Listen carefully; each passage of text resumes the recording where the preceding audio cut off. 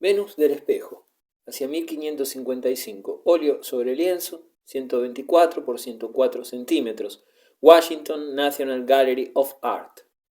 El lienzo presenta a Venus semidesnuda, sentada en el lecho, admirando su propia imagen reflejada en un espejo que pone ante ella un amorcillo, mientras otro amorcillo sostiene una guirnalda de flores. Esta es la única versión de autografía indiscutible de las numerosas telas en las cuales Tiziano representó este tema introduciendo alguna variante. Se hallaba aún en el estudio del pintor en 1576, en el momento de su muerte. Es probable que el artista quisiera conservarla para sí, porque estaba especialmente satisfecho de ella y para utilizarla como modelo de posteriores réplicas.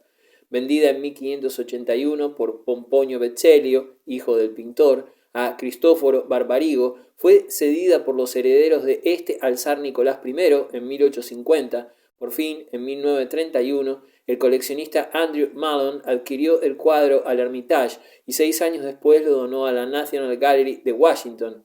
Venus aparece con una mano apoyada en el seno y otra sobre el regazo, en actitud púdica que recuerda la de la famosa estatua de la diosa, Venus púdica, que perteneció a los Medici y se conserva hoy en los Uffizi.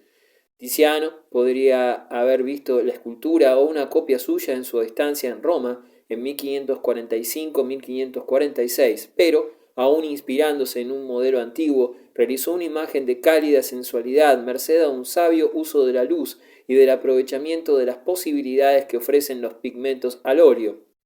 Recientes exploraciones radiológicas llevadas a cabo en el cuadro han revelado que, en un principio, Tiziano había pensado en representar a Venus decorosamente vestida con una camisa blanca. Han demostrado además que para esta obra el pintor se sirvió, dándole la vuelta, de un lienzo en el que había pintado dos figuras de 3/4, un hombre y una mujer. Al repintarlo con la Venus del Espejo, el pintor dejó a la vista el manto de la figura masculina anteriormente realizada, transformándolo con sorprendente habilidad en el espléndido trozo del paño de terciopelo granate que envuelve la parte inferior del cuerpo de la diosa.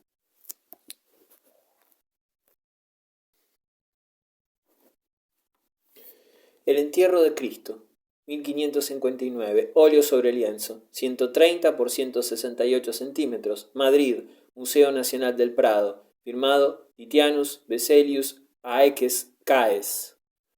El tema del entierro de Cristo fue cultivado por Tiziano más de una vez, en un lienzo de los años 20, conservado hoy en el Louvre, en el cual el sepulcro se representaba como una cavidad excavada en la roca, según los textos evangélicos. Después, en esta tela, encargada en 1556 por Felipe II, en sustitución de otra del mismo tema extraviada 2 años antes en el transcurso de la expedición a Flandes, finalmente, en un último cuadro de 1565 también conservado en el Prado y que con toda probabilidad coincide con el visto por Vasari en 1566 en el estudio veneciano del artista.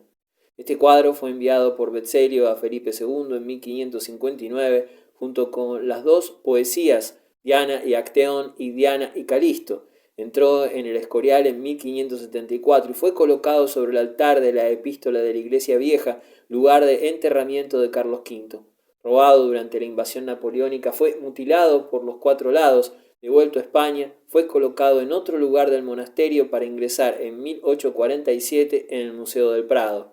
El tema del entierro de Cristo adquiere en este lienzo acentos emotivamente dramáticos, traducidos eficazmente por la aplicación fragmentada y casi abocetada del color, elemento cualificador de la representación del acontecimiento. En esta obra maestra de la madurez, el naturalismo de la versión del Louvre es reemplazada por un lenguaje expresionista, dramático y cargado de angustia, en el cual las figuras parecen disgregarse. La composición encerrada y casi comprimida dentro de los límites del lienzo no ofrece ninguna indicación ambiental, a excepción de la bambalina de roca a contraluz, que hace de límite a la izquierda y de apertura de cielo azul recorrido por los resplandores rosáceos detrás de la Magdalena, que muestra su desesperación ante el cuerpo exánime de Cristo, sostenido por José de Arimatea, al cual Tiziano, que ya no es joven, ha dado sus propios rasgos.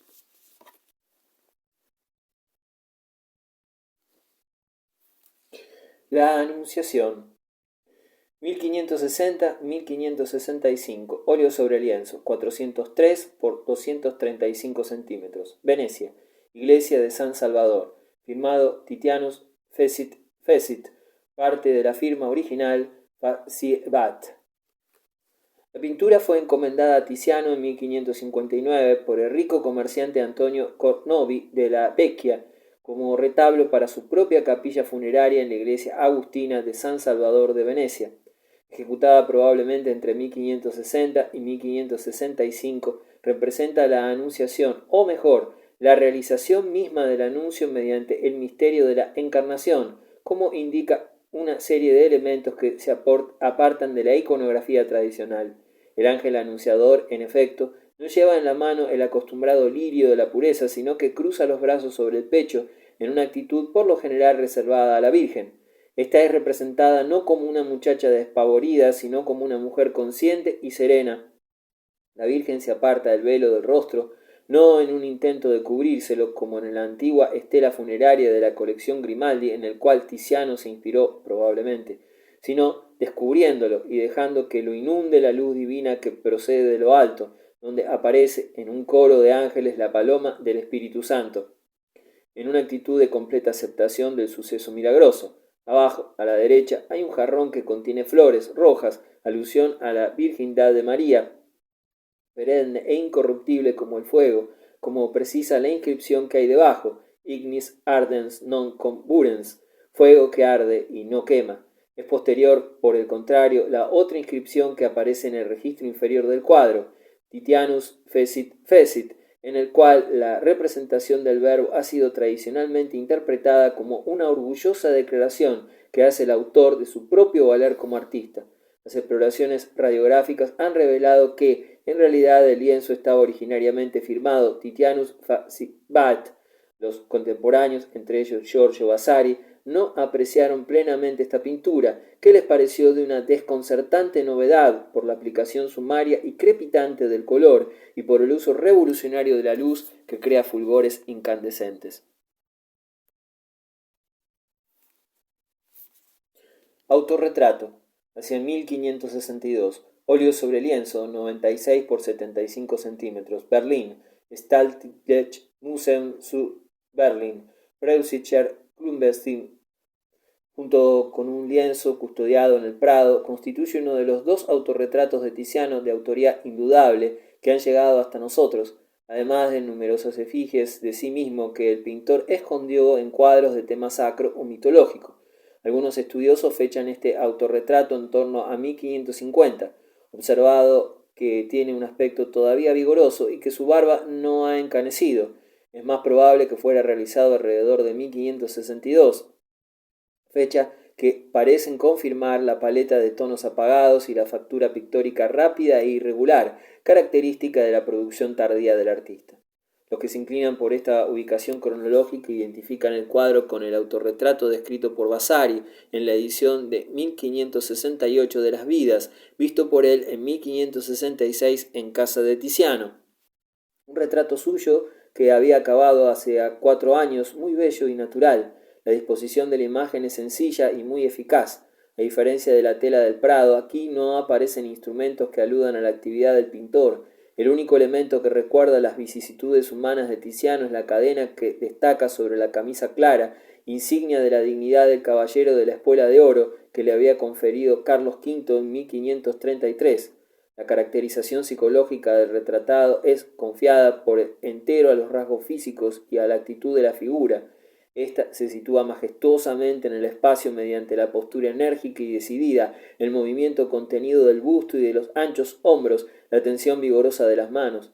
El rostro, modelado con inmediatez por la luz, se vuelve hacia la izquierda en un impulso volitivo y logra expresar con eficacia la fiereza y el conocimiento que representan a los elementos caracterizadores de la personalidad de Tiziano y del mito que supo construir en torno a sí. Custodiado antiguamente en la casa veneciana de los Barbarigo de San Rafael, el autorretrato pasó después a la colección Soli de Berlín y en 1821 fue adquirida por el museo.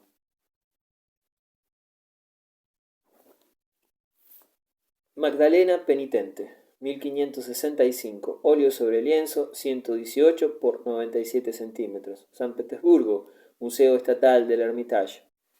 El lienzo, que representa a la Magdalena penitente, conservado en el Hermitage, firmado por Tiziano, que lo pintó en torno a 1565, es la mejor de las numerosas versiones que hizo el artista de este tema. Ridolfi mencionaba en 1648 lo menos 6 versiones de esta pintura, de las cuales sin embargo solo se pueden identificar hoy 2 telas, una probablemente de taller conservada en Capodimonte y la obra maestra del Hermitage.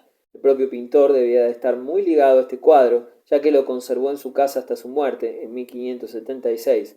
En 1581 su hijo Pomponio Veselio lo vendió a la familia Barbarigo, de cuya riquísima colección era considerada la mejor obra. Finalmente fue comprada por el Museo Ruso en 1850. La Santa Penitente se inserta en un umbroso paisaje captado de manera naturalista en el momento del crepúsculo, en el cual una luz débil y opaca envuelve todas las figuras y objetos. Destacan en primer plano el cáliz de vidrio con la mirra, en el que relampaguean fríos destellos. En el centro de la escena domina la figura de la Magdalena, con los largos cabellos sueltos y una ligera túnica blanca a la que superpone un chal de seda. La actitud de la figura, que alza la cabeza hacia lo alto, fijando los ojos llenos de lágrimas en el cielo y oprimiéndose el pecho con los brazos, está tomada, según Ridolfi, de una estatua antigua. La calidad de la pintura que tanto agradó a los contemporáneos, el primero de todos, Vasari, que elogió el poder de participación emotiva de la imagen, reside antes que nada en la maestría con que Tiziano aprovecha las posibilidades que le ofrece la técnica al óleo para describir con un realismo vívido, casi táctil, la consistencia material de cada detalle, desde las telas de los ropajes hasta el vidrio del cáliz, desde el calor del cuerpo hasta los cabellos sutiles y hasta la espléndida factura del rostro enrojecido y surcado de lágrimas.